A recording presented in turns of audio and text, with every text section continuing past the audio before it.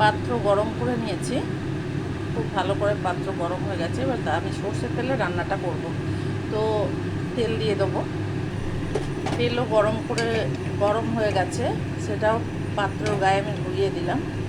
এখন খুবই গরম, বুঝতেই পারছো, তেল অল্প খাওয়াই ভালো।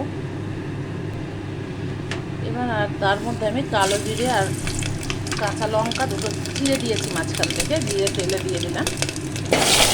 গন্ধ বেরোতেই আমি আলু আর ঢেঁড়স দিয়ে দিলাম।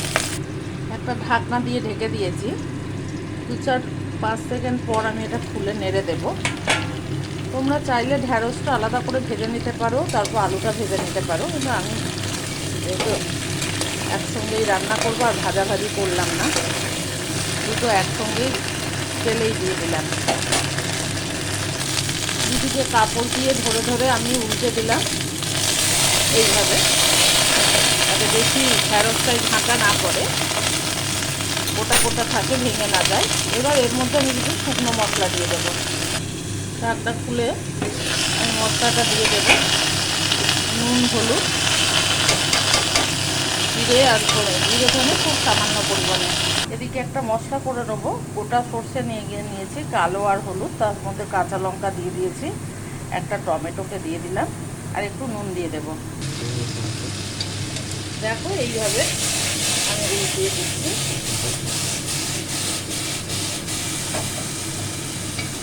এই সময় আঁচটা কমিয়ে আমি যে মশলাটা করে পেস্টটা করে রেখেছি সর্ষে, সেটা দিয়ে দিলাম। দিয়ে আঁচটা কিন্তু এবার বাড়িয়ে দিলাম, আবার দিয়ে ঢাকা দিয়ে দিলাম। ওই মিক্সির বাটিতেই আমি 2 চামচ টক দই দিলাম, এই চামচের 2 চামচ। ঢাকনাটা খুলে দেখে নেবো কী অবস্থা। যখন জলটা টেনে গেছে তা একবার নেড়ে দেবো, হালকা হাতে নাড়বো যাতে ঢেঁড়সগুলো ভেঙে না যায়।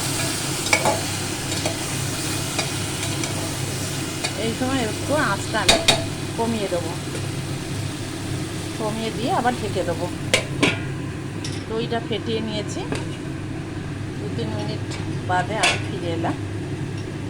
আঁচ কমানো অবস্থাতেই আমি দইটা ঢেলে দিলাম, আর মিক্সিটা ধুয়ে জলটাও দিয়ে দেবো। তার আগে দইটা দিয়ে একবার আবার ঢাকা দিয়ে দিলাম। মিক্সি ধোয়া জলটা এবার দিয়ে দেবো। আঁচ কিন্তু আমার কমানোই আছে। এই অবস্থায় আমি মাখিয়ে নেবো। এবার আরেকটু জল দিতে হবে, কারণ এটা ঝোলটা শুকিয়ে যাবে। একটু মাখা মাখাতে এটা ভালো লাগে। তোমরা চাইলে পেঁয়াজ ভেজে এর মধ্যে দিয়ে দিতে পারো, কিন্তু আমি পেঁয়াজ ভাজা দিচ্ছি না। আর একটু জল দিলাম।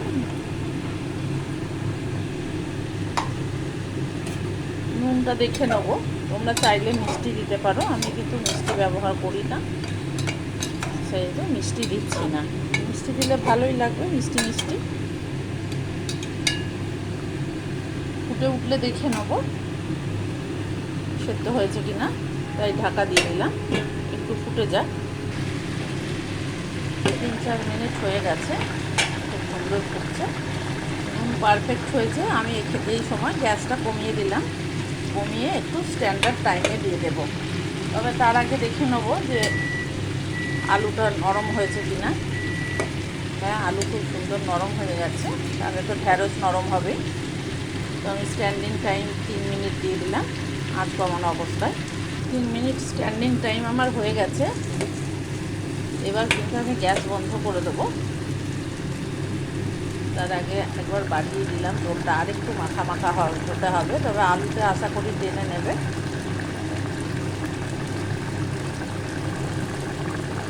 তোমরা চাইলে এই সময় ভাজা পেঁয়াজ ভেজে এর মধ্যে দিয়ে দিতে পারো।